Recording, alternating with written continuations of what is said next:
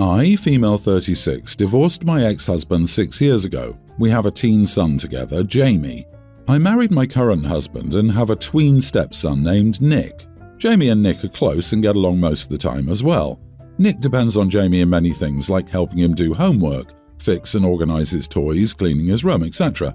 Things have been going great till Jamie started seeing this girl who kept claiming that my husband and I are parentifying him by having him do things for Nick and seemed to be filling his head with nonsense about us taking from Jamie his time and not letting him live like other kids his age. My husband had a stern talk to her which caused Jamie to fight with him. Things have been bad since then. I recently found out that I'm pregnant. We wanted to wait till all my family was together to make the announcement. We did it this past Sunday and everyone was happy and excited for us except for Jamie, who remained quiet for a few minutes, then loudly asked, "So am I expected to take care of this one as well?" My husband and I were shocked. We didn't know what to do. My husband stormed out and I started arguing with Jamie, asking him why he said that. He said that because it was the truth. He feels as if he has some type of responsibility towards Nick because of what he has to do for him and feels that he'll do the same for his half-sibling. I told him this is his girlfriend spouting nonsense and brainwashing him because we expect nothing of him, and he was wrong to say that we do. So I had to punish him for ruining the announcement, making a scene, and upsetting my husband. He thought that it wasn't fair he had to get punished for stating an opinion. He blamed my husband for filling my head too, but he's innocent in this, except he knew that that girl was rude and intrusive. It's been a few days and Jamie has gone entirely silent about the whole thing. Am I the idiot? You are the idiot, the girlfriend was right. Raising Nick is not Jamie's responsibility, and neither is he a free nanny for you to keep avoiding your duties as parents. How stupid it was not to tell Jamie and Nick about the pregnancy in private. Their daily lives will be greatly affected, and you don't respect either of their feelings enough to tell them in private. You spring it on them in front of everyone, and then you're shocked this doesn't go smoothly? Awful.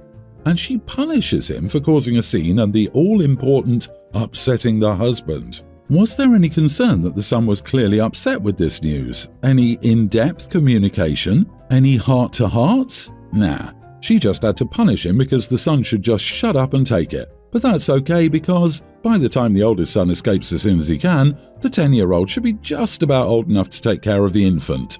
Win-win. What do parents think when you punish a kid for a feeling or expressing a feeling? Like, it's a feeling, it's not stealing your car. You can't ground a kid into a better feeling. So dumb. She didn't consider her son. Full stop. That is so heartbreaking. I'm glad his girlfriend has been able to help him define part of what is going on. She's a keeper. You are the idiot, OP. Why haven't you taught your tween how to put away his toys or clean his room on his own? It sounds like there's more to what you're disclosing and that Jamie only realizes that you've pawned off as many of your parental duties to Nick onto him. Your son is right. Helping his brother clean and doing his homework shouldn't be his duty. It's yours and your husband's. And he's right to be upset seeing himself become a free babysitter for your new one. They're too busy making new babies, lol. OP, your husband acted like a juvenile. Stormed out? Please. Your son has a legitimate concern, and you and your husband didn't like being called out on it. Don't be surprised the day Jamie turns 18 and moves out, but you'll blame the rude and intrusive girlfriend for that too. My 52 female daughter, 28, is expecting her first child with her husband in June. I'm very excited to be a grandmother. My daughter is very excited and can't wait to be a mother. She already has a nursery all picked out, started buying clothes, getting toiletries such as nappies and wipes organized, the works. We have a very close relationship, and she texts me about her first kicks, baby's heartbeat, she has this thing called a Doppler, potential names, etc. I'm thrilled she's so excited and happy because, in all honesty, it was the very opposite of how I felt.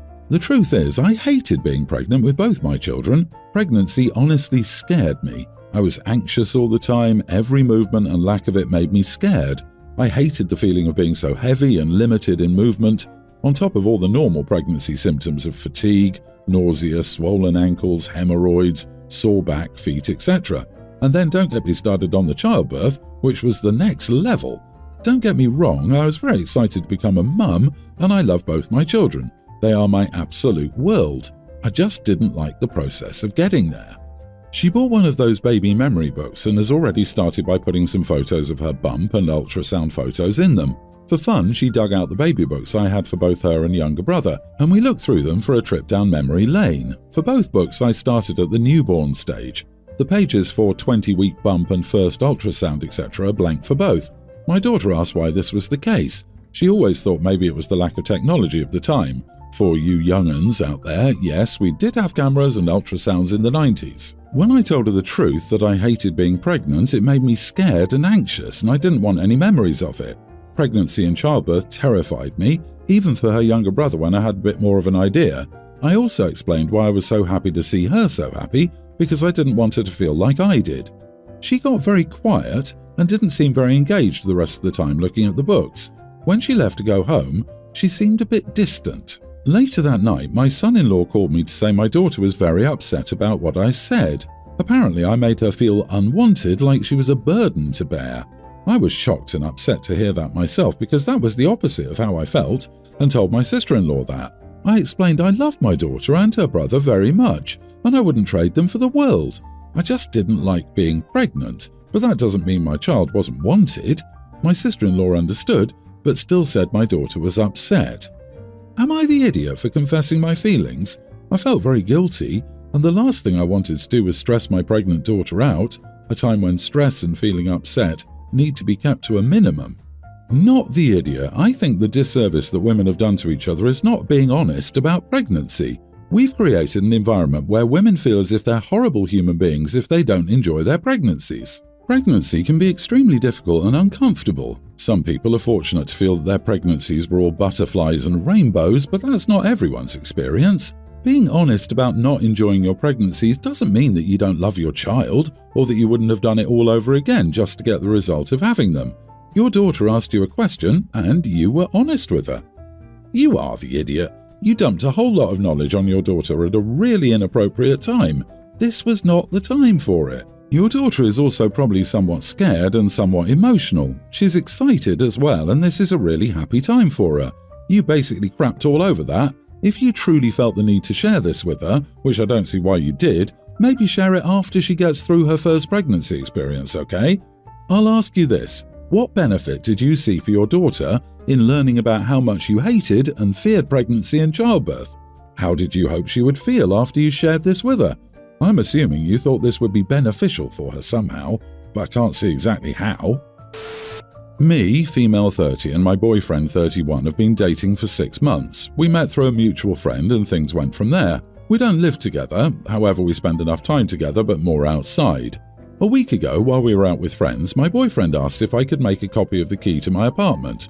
Context: I own an apartment while he rents with friends, and I got upset. I was puzzled, so I asked why. He said he might need to stop by alone or with friends when I'm at work or somewhere else. To be honest, I just didn't feel like it was a good idea, so I asked what business he has in my apartment when I'm out, and he took offense to that. After a few seconds of awkward silence, I told him that I don't feel comfortable having anyone at my apartment unless I'm there, and that he gets to have a copy of the key only if he lives there, and that's it. He got quiet the rest of the evening, but after we left, he sent a long wall of text basically criticizing what I said to him and talking about how I don't trust him. I said that I just didn't think he should have a copy unless he's living with me, and he took it as in I was pushing him to move in, but as far as I know, he lives with many guys paying rent, so not the best living arrangement, and he constantly complains about that. We argued, and he insisted that I had no trust in him and that I embarrassed him in front of his friends by declining to let him have a copy of the key. He then hung up and kept sulking. I tried calling him again, but one of his friends picked up and got involved, saying my boyfriend is rightfully upset with me for not treating him as my partner and showing him the respect he deserves. He said me refusing to give a copy of the key means 1. I don't trust him or his friends, and 2. I think he's a thief or can't be trusted with my belongings. I got overwhelmed and started thinking that I flew off the handle and was unfair to him by refusing flat out and then not explaining my point. Am I the idiot? Not the idiot. Why would he need to stop by, alone or with friends, if you weren't there? That's very sketchy. The fact that he keeps pushing is extra sketchy. It sounds like he wants to use your place as his backup hangout spot since he has a bunch of roommates. He's 100% got plans for her place and is too invested in them. It definitely sounds like there's peer pressure behind it somewhere. Maybe one of his friends wants to use it for hookups. Probably also they want to use it to party. I would bet if he had a key, it would get trashed all the time.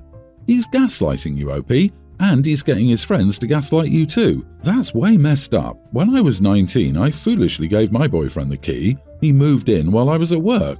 My apartment became essentially the new party pad, and it took another 6 months before I got the courage to kick him out. He gave me back his only key, yet somehow my stuff kept being moved out or taken while I was out. It was a nightmare until I finally just moved out myself. So not give him a key. If he can't respect your boundaries, you might rethink the entire relationship. OMG, it seems like that was a really good decision to say no, seeing how he reacted. That's your place. The fact that he said he might drop by with friends when you're at work. What? Why would he do that? He doesn't live there. Why do he and his friends need to hang out there? I say drop him. Also, at 30, why are his friends picking up his phone for him to tell you you're awful? Is he a teen? He needs to grow up, and you need a new boyfriend, darling. My son is a 6th grader and I guess he's popular. Next week Friday, his school is having a pep rally. They'll have activities like calling up students to play games against the teachers and handing out awards. One of the activities will call up the socially popular kids for an impromptu dance-off, but the twist is that they'll bring out their parents instead and embarrass their kids. I know this because they asked me to do it and I declined. I couldn't think of anything more cringe or humiliating to my son or me than doing a parent dance in front of hundreds of middle school kids while my son is front and center. Although I declined, my son's mom, my ex, agreed. She thinks it'll be the funniest thing ever. Yes, our kid will be embarrassed, but we'll think it's cool and funny and remember it fondly. We are not on the same page on this. Her whole thing is that it's not even my business and how it's not any different than when I hug him goodbye in front of his friends. Because he lets me. We do have split custody and I have him next week, so I thought about pulling him out early to do something fun and avoid the pep rally.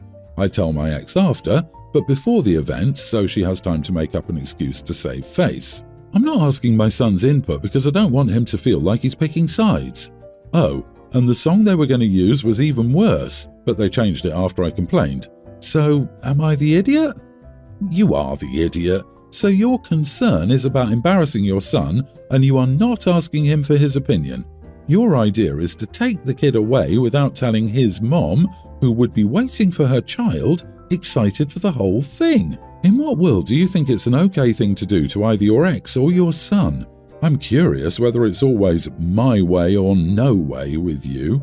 Here's an idea. Have a talk with your kid and ex with everyone present. Maybe he'll think it's funny, maybe he won't. But you making a unilateral decision about this will cause unnecessary problems with both your child and your ex.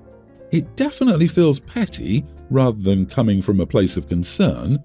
It also feels like OP is projecting how he would be embarrassed if his parents did this and imposing that on his son. Oh, the horror! It's one dance. Also, middle schoolers get embarrassed over lots of things. So why is OP making this a big deal? Huge and controlling idiot. You are the idiot. So many people have mentioned that it sounds like you don't want to do it, so you'll pull him out to avoid it. But there's more. But if you do pull him out, you're also denying him a bonding moment with his peers. And afterward, kids are going to talk about this, so this is probably going to be something that those kids talk about for a while, and anytime it'll come up, the only thing he can add to the conversation is, "Oh, my dad pulled me out of the rally, so I wasn't there." I'm a 24-year-old female and I lived with my friend Amy before I found a better apartment that I could pay for myself. I went to a brunch with Amy a few weeks ago and we talked about work and finding jobs for our degrees. We have the same degree and went to the same school together, which is how we met, and that's why we lived together for some time. Well, Amy talked about this interview for a position at a company that had a few spots open that fit our degree and what we wanted to do.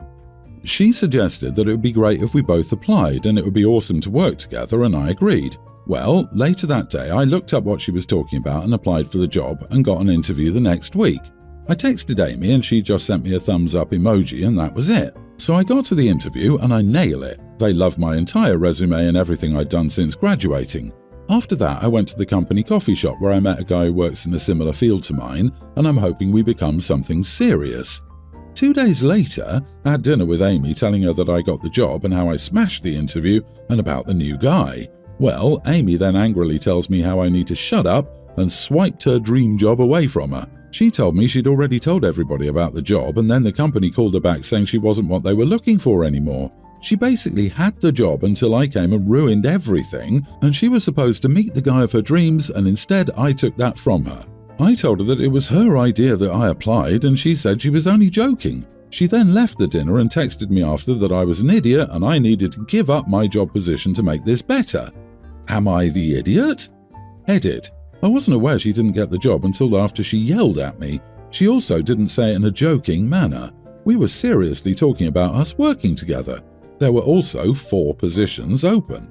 Not the idiot. This reads like high school drama. It sounds like Amy was never offered an interview. She didn't match the criteria and was likely passed over for you. That means she never had a chance at this job in the first place. If there's anything I've learned, a mature and good friend will encourage you no matter what, and you in turn encourage them. That way, if anything goes wrong, you're there to help one another find a better option.